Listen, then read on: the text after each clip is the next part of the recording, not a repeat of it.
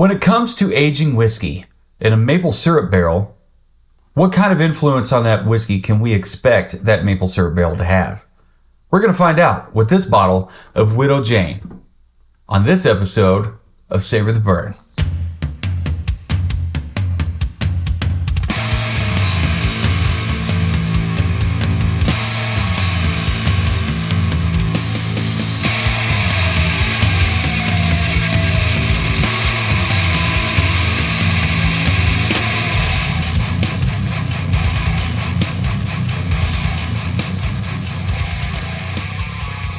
Welcome, one and all, to this episode of Savor the Bourbon podcast, where we are going to review the Widow Jane Decadence whiskey, aged in maple syrup barrels.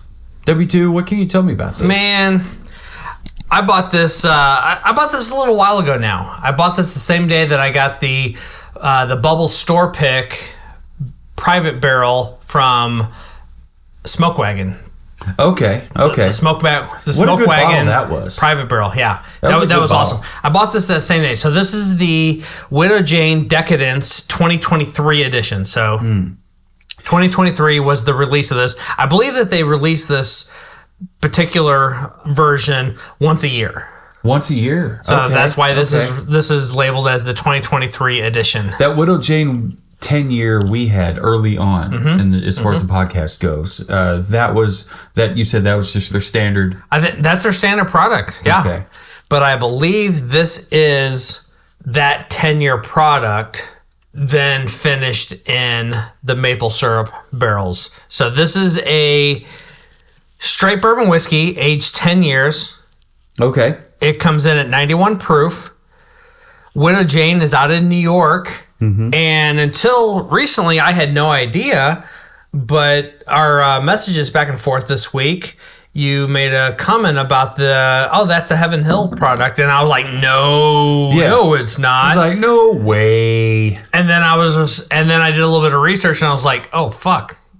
Actually, it is a Heaven Hill product. Yeah. So back in 2022, I'm looking for the... So it says here, according to the internet, Heaven Hill Brands, a family-owned Kentucky-based spirits company, acquired Widow Jane in February 2022 when it bought Samson and Surrey. All right, there you go. Or Samson and Surrey. Sorry. Yeah. So, yeah, I'll read a little bit more about this offering. Yeah. You pour us up. Yeah, you talk, I'll pour. Yeah. So it says, the perfect recipe for decadence. Widow Jane Distillery, the brainchild of aerospace engineer Daniel Preston and chocolate expert Vince Olson. Wow. So we have an aerospace engineer and a chocolate expert. Yes. It's a good pop. Like it.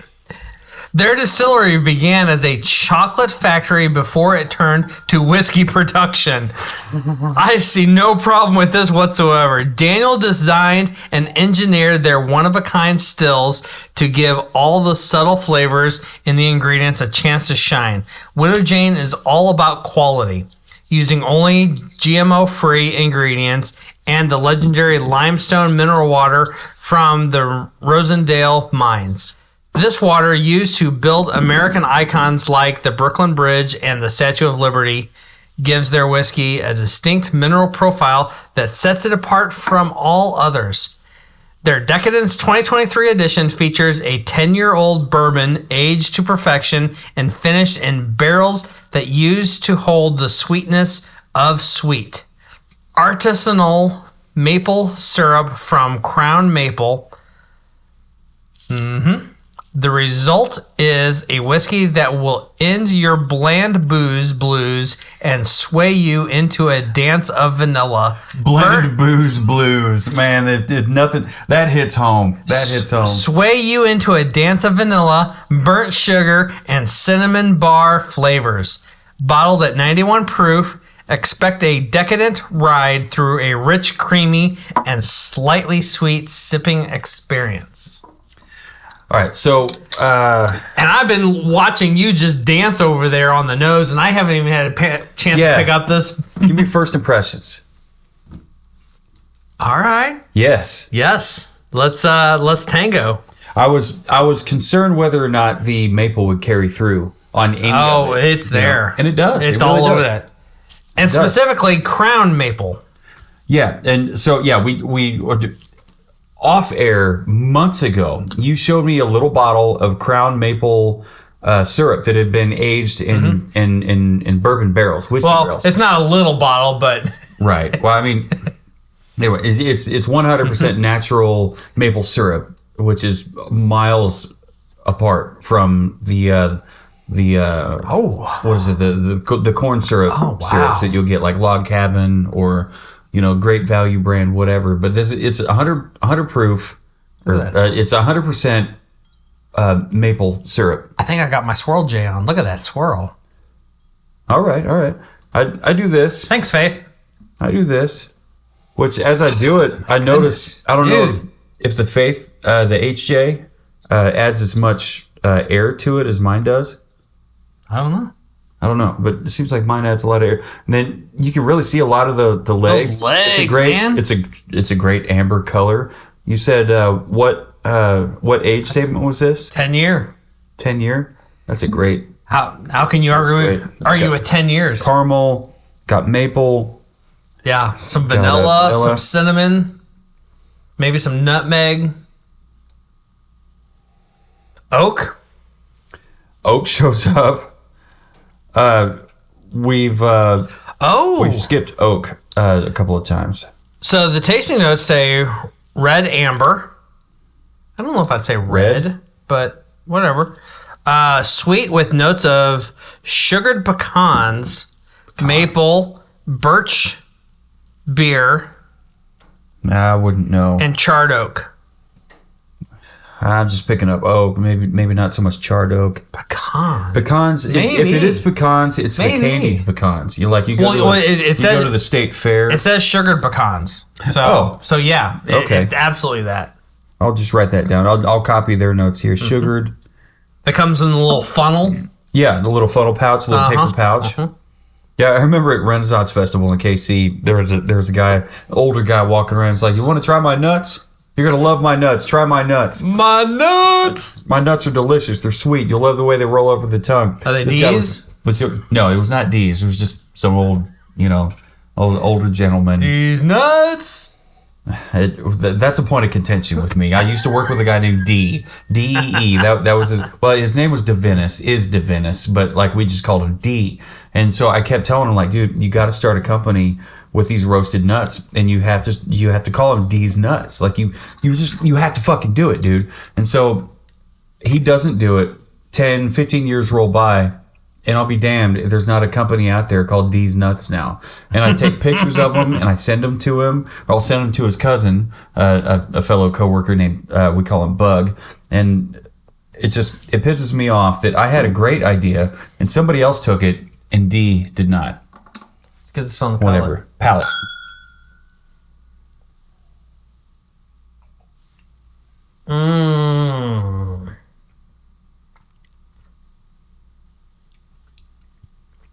Pour this all over my pancakes. Seriously, I want pancakes or waffles. I'm a fan of both. I love pancakes, but I really, really like waffles. The crunch of a good waffle. Yeah. Where every square is filled up with butter and syrup. Or Widow Jane Decadence. That's a drink. You don't need milk. You don't need orange juice. You don't need whatever else it is that people drink with their breakfast. Do you eat your waffles with peanut butter? I do not. You should. I should? Mm-hmm. Okay. Have you ever tried it? I've not tried it. You should put peanut butter on your waffles. Creamy or chunky? Creamy spreads better. I love creamy. I'm not a big fan of chunky. I'm not either. Chunky's great. Never in peanut butter cookies. Yes, but not. I've never been a fan of chunky peanut butter. Not my PB&Js. I love creamy peanut butter. Put that on your pancakes or waffles. With syrup or with anything else? 100% with syrup. Okay. And butter. Just regular butter, peanut butter. Top that with syrup. Or Widow Jane Decadence. Or just have that in a glass next to them. I'm wowing on this palate. Yeah, dude. This is... And the finish, too. This is awesome. The finish is everything that the palate has to offer. It's just... Holy smokes, it's dude. just part of the finish. It's not as strong. It's really good. Man, Where do I begin? We start with the nose, and the nose is the nose. For me, what caught me off guard on the nose, it wasn't a wow thing. It was like, that's kind of a weird fucking thing. But the nose on this has a similar nose to those that we've tried that were uncut and unfiltered. It has that extra little something, and part of that carried through over to the palate. What all flavors did you get on the palate? The maple carried through for you? Maple carried all the way through. Lots of oak. The caramel followed through with vanilla. Cinnamon. Nose to toes. And I think everything that we talked about on the palate works its way over here to the finish as well. It's just not like as the notes I hear super strong. The notes I have here say creamy, rich, and smooth. Flavors of vanilla, burnt sugar, and cinnamon bark. We got cinnamon. We got vanilla. Yep. I don't know about creamy, but it's all there. And it's about a medium finish. Yeah. I'd say medium finish. I feel like the finish could be a little bit more. It's not a short finish, but it kind of rounds off rather quickly. Right. Which for this, I'm okay with that. Yeah. I'm okay with that. All right. Have we talked about the bottle at all? I like the bottle. What? There's nothing fancy about it. Mm-hmm. What I do like about it, it's round. Yeah. It's round shouldered, and it's also round on the bottom. It is. It reminds me. You remember way back when we did the review on the Junction 35 stuff. It was like kind of a. It was a squat. Yes. It was a squat. The red rye. Red rye. Okay. However, it was like this. Only it was. It was smaller. But that bottle, it rounded off on the top. It did not round the bottom like this. I thought it did. This has a really thick bottom, and it rounds. And I don't remember that one rounding. I'll have to go back and look at the photos on the website on there. Yeah. But this one rounds out on both top and bottom. Mm-hmm. But it's longer. It's longer. It's got a longer neck. It's got a continuous label all the way around. I love the bronze copper metallic ink that they use for the Widow Jane Decadence. And the age to perfection and all the things. It is hand signed with the batch number, the bottle number, and the date. So this is batch 18, bottle 258 of 2023. And it's a great looking bottle. It's not the wow of Little Book or Lineage. Right. There's no bag. There's no box. There's no acrylic, clear fucking window. But it's a great neck cradle. It's a recognizable shaped bottle. It sets it apart from a generic. Mm-hmm. And when I say generic, I mean just a stand. No, not even Jim Beam. I just mean it's a standard shaped bottle that you see that makes sense from multiple sources. And while it does have composite cork, I don't fault them for that because it's this is not your daily drinker. It's not your daily sipper. This is something that you would bring to a bottle share. I don't know, dude. Or I could see myself drinking this quite Monday regularly. through Friday. We're like, it's for the podcast. Explain that to your coworkers. But then you got your coffee cup that says what about this? I do have my coffee cup. Maybe I'll send you a picture and you can post that. So this could be bourbon. Like there might be Jim Beam in here, or whatever it says. But what I like about this, the bottle topper is we can't even see the topper because the wrapper is still on there. Because the only thing that the pull tab came off with is just the pull tab itself. Oh, and so when you popped it, it's still on there. Yeah. Now, of course, there's no, we've talked about like Heaven and Hill, the bottle and bond. It has the brand name on what's left of the neck label. It doesn't say anything about that on the top either. Nope. But that's okay. But still, I think it's kind of cool that it stuck to it. It's just whatever. So this last Christmas, good buddy of mine, we've talked about him a couple times, Kyle, that I work with. Yeah. You do a bottle share with him from time to time. We do. He's Jewish. He's atheist. He does not celebrate Christmas. Uh-huh. But he's like, hey, for Christmas this year, you want to do a bottle exchange? I'm like, if that's your Christmas, I am all in. So we swapped some bottles, and I ended up giving him, and I still have not tried it, so sometime on this podcast we need to get into it, but I gave him Widow Jane's Applewood Rye. He said it was fantastic. Yeah? So put that on the list. Where do we get that? Oh, Total Wine has it. Okay. Okay. It's like it was like a $50 bottles, $60 bottles, somewhere in there. Okay. All right. He got me the Berklotic 10-year Port Charlotte Scotch. Okay. That we had with our good buddy Phil not that long ago. And he also got you the Writer's Tears.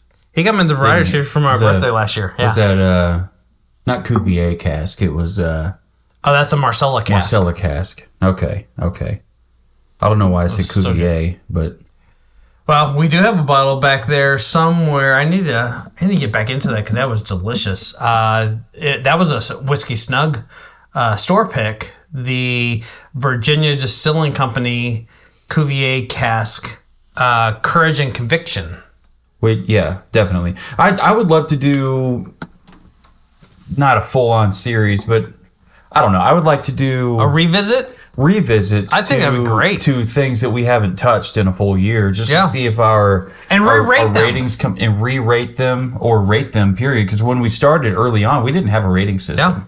Yep. You know, and not that we necessarily need it, but I think it's fun to have it on the podcast, and fun to have it posted on the website. So I read the tasting notes I've got here for the nose and the palate. The finish says smooth with a mix of brown sugar, shortbread, mellow tobacco, and old whiskey. I'm not getting mellow Tabasco or tobacco. Mellow Tabasco. I'm not getting mellow tobacco. I don't know if I'm getting old whiskey. I'm not getting old whiskey. I mean, what does that even mean? I feel like this definitely drinks Smooth, an age statement. It drinks an age statement. It drinks like a 10-year. It drinks like a 10-year.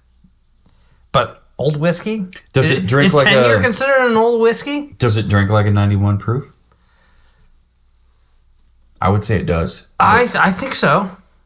Yeah. It doesn't drink less than that. I don't think it drinks more than that. It doesn't drink tavern strength. It doesn't drink, 100 plus. Right. You know, it's got a little bit of that, but it's not. It's what the label says. It's decadent. What cocktail do you think would make this spirit shine? That's a great question. I don't know if I would. I guarantee you would be great in an old fashioned. An old fashioned or a whiskey sour. Whiskey sour would probably be great too. Dump some more sweetening into that with a little bit of citrus. What all was in you remember the Midnight Manhattan? What all was in that one? I got it. Let me go to savortheburn.com/ I heard there might be a website. Yeah? What website? That has all the things listed. That would be savortheburn.com/cocktails. Oh, okay. All right. All right. Well, let's scroll down here and see if I can find a Midnight Manhattan and see what all it's got in it. It's got Averna Amaro, 2 ounces of bourbon, Angostura bitters, of course, orange bitters, of course, a chilled coupe glass, combine all ingredients in a mixing glass. The Averna. With ice, stir until chilled, strain into a chilled coupe, garnish with double Amarena cherries. And of course, if you're following with us in real time, then you know exactly how beautiful that cocktail is. I think this would make a great Midnight Manhattan, if I could speak clearly and correctly. Was that the Baker 7 that we did that one with? Yeah, Baker 7 Kentucky Straight Bourbon Whiskey. That's what we used. Yeah. And that was a 8-month, 7-year. And this is a 10-year. This is a 10-year. And it's already got the sweetness of that maple, the sweetness of caramel, the sweetness of vanilla. It's got the depth of flavor as far as not burnt caramel. It's got a deep caramel flavor and a nice. Would that be a toffee? Maple.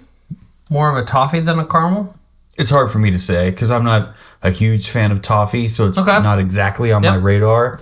I think I need to start doing my homework as far as tasting goes. Like, taste things that even strawberries, like, if I have to, right? But, like, taste the regular tasting notes that show up, I have to be familiar with to be able to identify. Sure. Otherwise, like, what are we even doing? I mean, if you're an enthusiast like we are, then yeah, familiarize yourself with these tastes so you can identify them when they happen. We know what burnt sugar tastes like. For some reason, we both know what that tastes like. Brown sugar, we know what that tastes like. Burnt marshmallow. Yeah, marshmallow. I was just going to go into marshmallow. You got toasted marshmallow and burnt marshmallow. Mm-hmm. Those are two distinctly different flavors coming off the same damn marshmallow. So there's all these different in the sweet column of the tasting. It's just wild to me how we're just now starting to figure out exactly which sweet note it is that we're actually tasting. Yeah, and this one is it's caramel and vanilla and cinnamon. This is in maple. It's pinkies up, bitches. I'll toast to that. Sorry, you were mid-drink. It's okay. I'll gladly take another drink. I almost went down the wrong tube. Woo!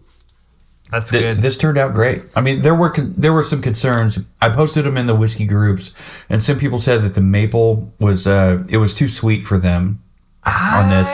And one or two people agreed with that comment. And when I read that, I started looking forward to it.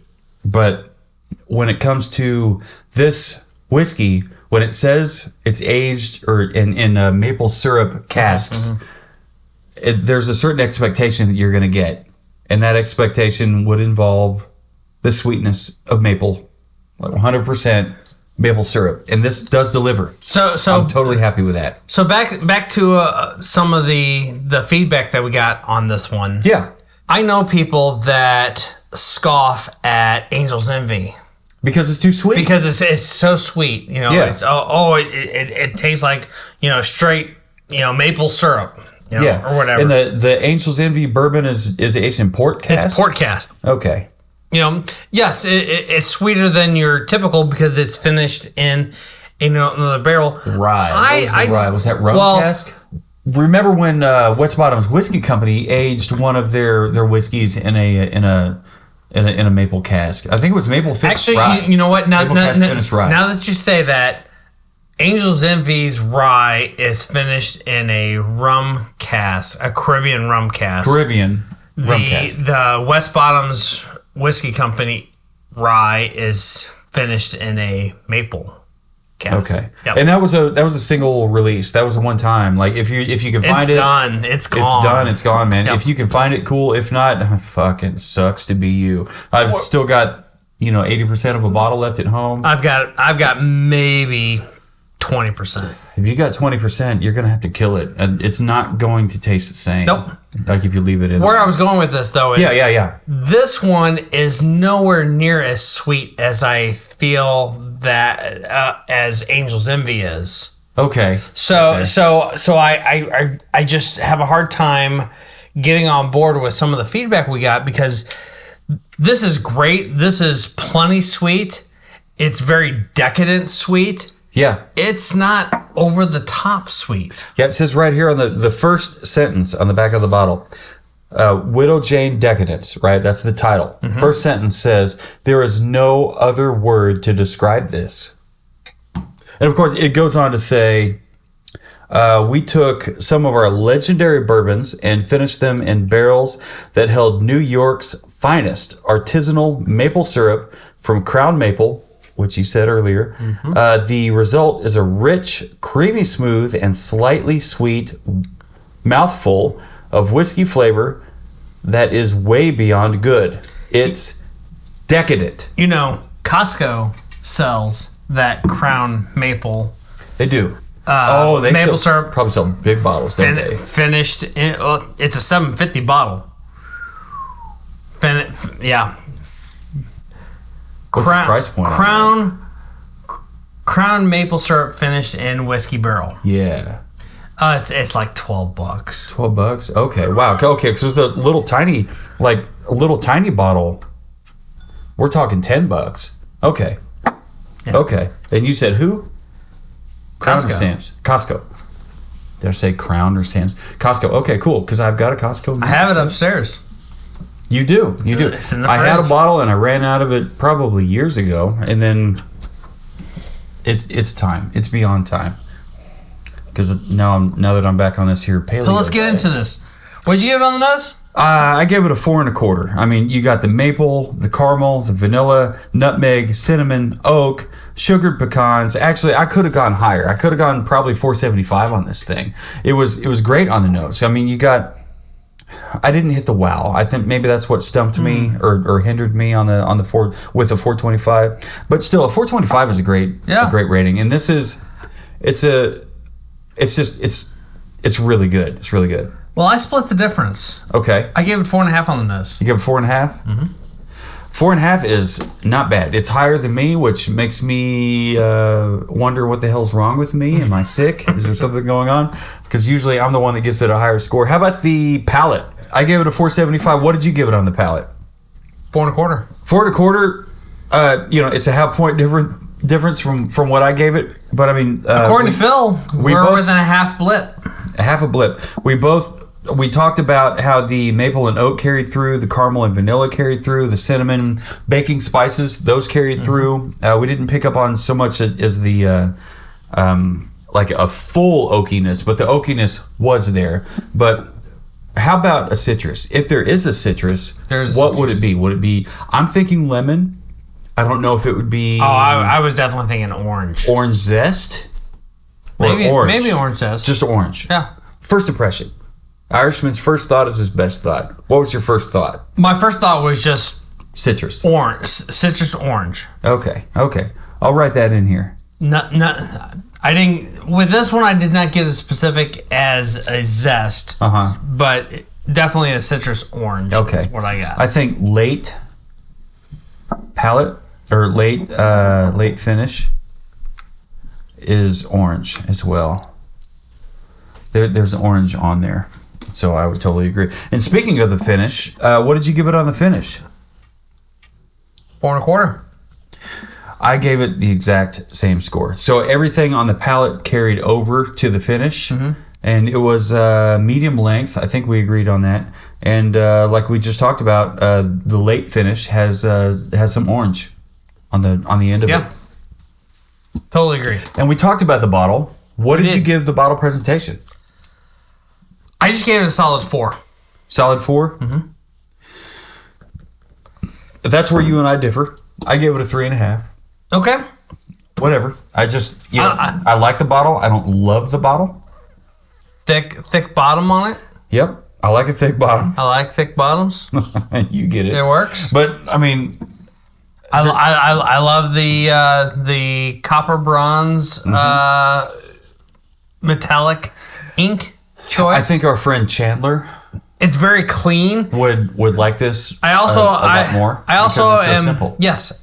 I'm also He likes a nice, clean, simple design. I'm also a very big fan of the typographical treatment.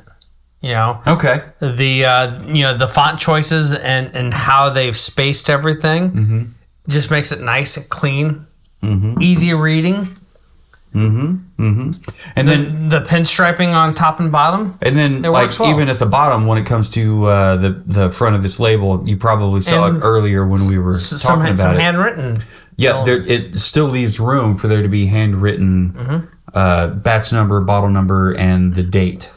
So it's definitely a nice touch. And like I said, even though it's composite cork, I'm still happy with composite cork. Yeah. I don't negate any points against it. I thought it was kind of cool that this fucking topper wrapper doesn't come off. We can't tell if it's a maple we or can cut it off, some kind of teak wood. If we worked at it, we could do it. I don't need to. I mean, just the fact that the pull strip made a nice even. It's we can open jagged. it and then reclose it, and it's fine. It's jagged, so it's open.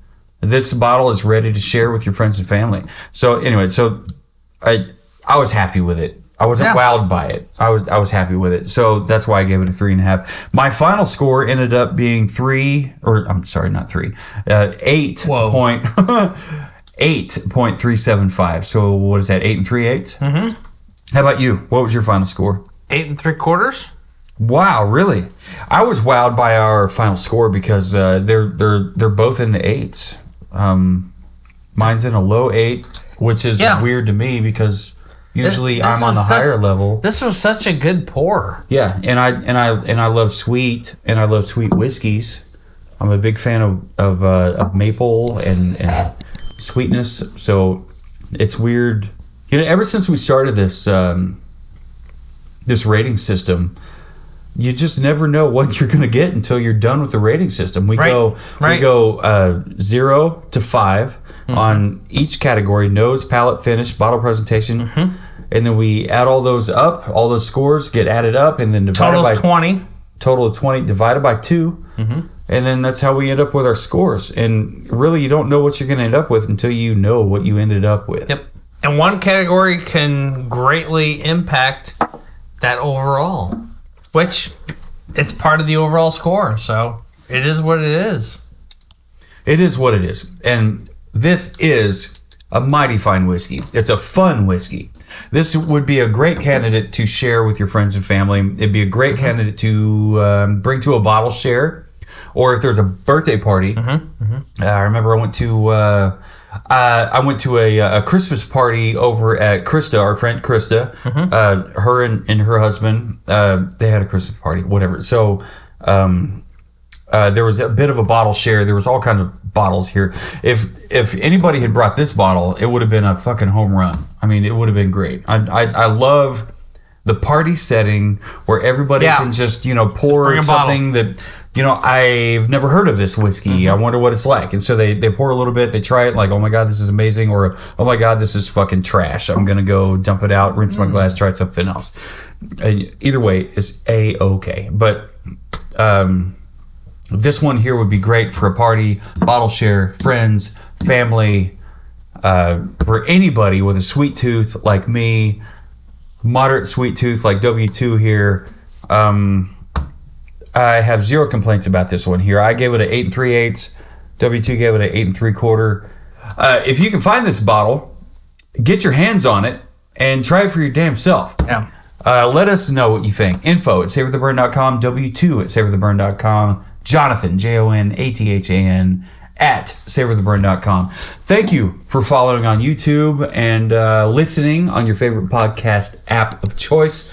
We are 100% happy that you follow along. And thank you for the couple subscribers we have on Patreon. Totally stoked to have you guys join the whole experience. So no matter who you are, what you're drinking, where you're drinking it, who you're drinking it with, never forget, keep on burning.